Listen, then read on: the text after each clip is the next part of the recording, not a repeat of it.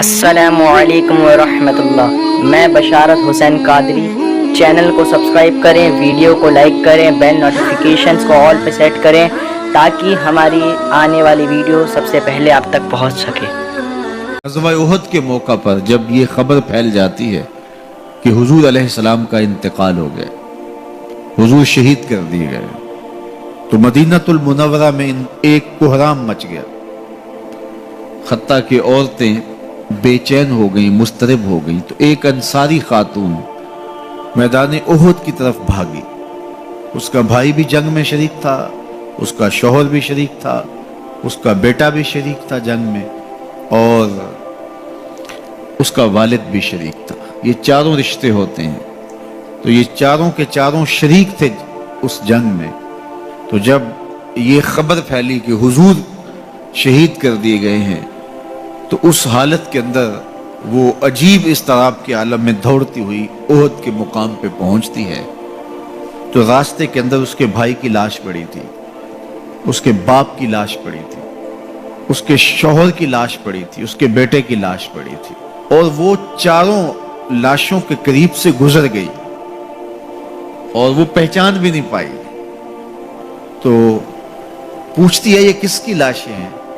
تو کہا کہ یہ تیرے بھائی کی لاش ہے، یہ تیرے باپ کی میت ہے، یہ تیرے شوہر کا لاشا پڑا ہے، یہ زخموں سے چور زندگی کی بازی ہار کے شہادت کا دولہا بن کے تیرا بیٹا لیٹا ہوا ہے۔ تو وہ کہنے لگی کہ مجھے یہ بتاؤ میرے حضور کیسے ہیں، مجھے یہ بتاؤ میرے حضور کیسے ہیں۔ تو لوگوں نے کہا کہ حضور خیریت سے ہیں۔ تو کہا مجھے چین نہیں آئے گا جب تک حضور علیہ السلام کو دیکھ نہیں لیتے۔ پھر اس خاتون کو جس کے 4 عزیز رشتے بچھڑ گئے تھے، اور بھائی نے، بیٹے نے، اور شوہر اور باپ نے شہادت کا جام نوش کیا تھا، پورا گھر کا گھر آج احد کے میدان میں بچھا ہوا ہے، تو کہا مجھے حضور تک لے جاؤ۔ تو آقا کریم علیہ السلام کے پاس جب اسے لے جایا گیا تو اس نے حضور کا دامن پکڑ لیا اور کہا کہ ہر مصیبت ہے چا جب آپ جو ہیں، جب آپ سلامت ہیں تو کوئی دکھ ہی نہیں ہے۔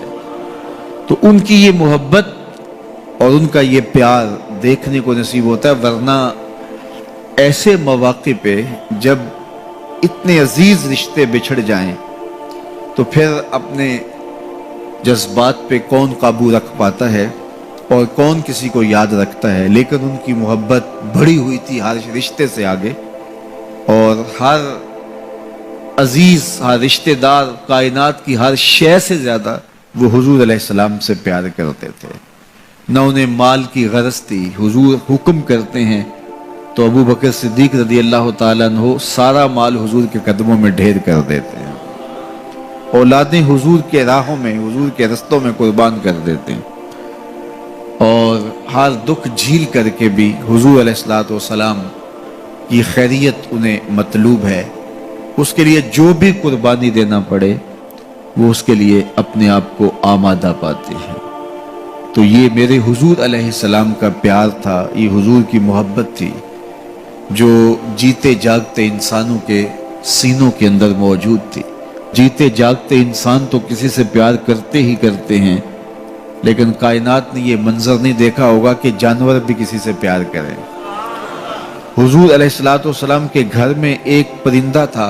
امام احمد بن حنبل نے اپنی مسند میں لکھا ہے کہ حضور جب گھر پہ ہوتے تو ایک کونے میں بیٹھ کے حضور کو تکتا رہتا، اور جب حضور گھر سے باہر تشریف لے جاتے تو مضطرب ہو جاتا، کبھی چھت پہ، کبھی دیوار پہ، کبھی کسی گوشے میں، کبھی کسی گوشے میں۔ جب حضور دوبارہ گھر تشریف لاتے تو سکون سے ایک کونے میں بیٹھ کے حضور کو دیکھتا رہتا، اس کے دکھی دل کو قرار آ جاتا۔